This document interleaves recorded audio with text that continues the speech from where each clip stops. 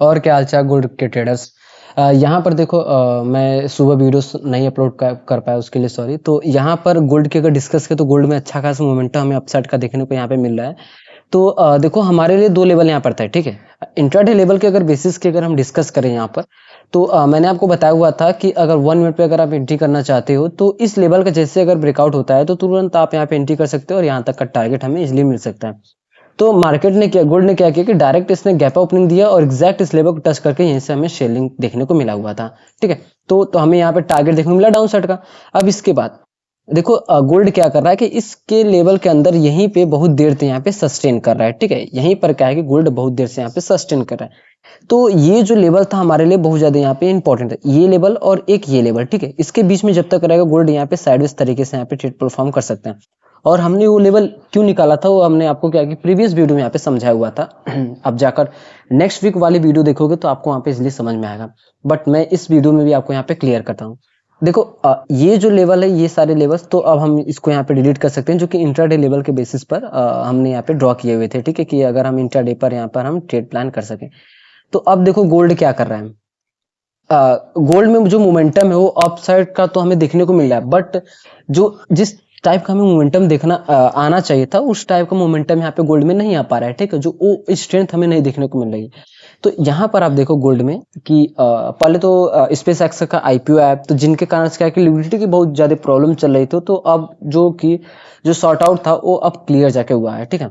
यहाँ पर देखो गोल्ड में इसने क्या किया हो कि अपसाइड जाने के बाद फिर यहीं पे बहुत देर तक इस लेवल के पास सस्टेन करने के बाद फिर गिरावट है। चलो ठीक है।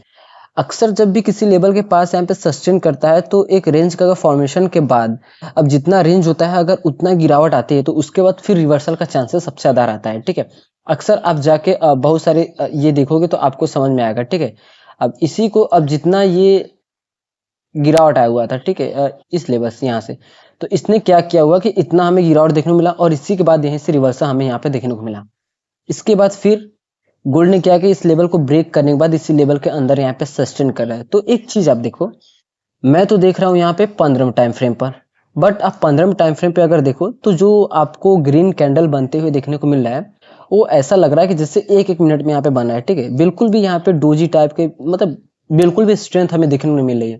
यहाँ पर भी देखो तो कुछ भी स्ट्रेंथ, मार्केट बिल्कुल अपने यहाँ पे टॉप पे यहाँ पे ट्रेड कर रहे हैं।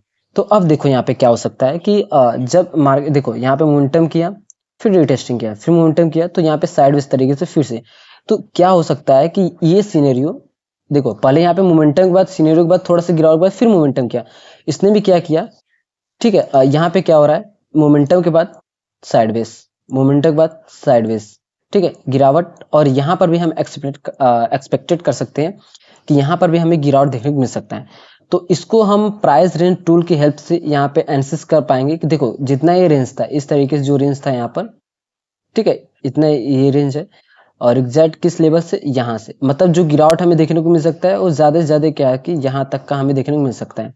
अगर, ठीक है, यहाँ पर देखो ट्रेड हम कैसे प्लान कर सकते हैं। अगर इसने इस लेवल को यहाँ पे क्रॉस किया, डाउन साइड में इस लेवल को यहाँ पे क्रॉस किया, तो गिरावट हमें क्या है कि इस लेवल तक देखने को मिल सकता है और फिर यहाँ से इस तरीके से फिर मार्केट मोमेंटम अपसाइड का यहाँ पे कर सकता है, ठीक है।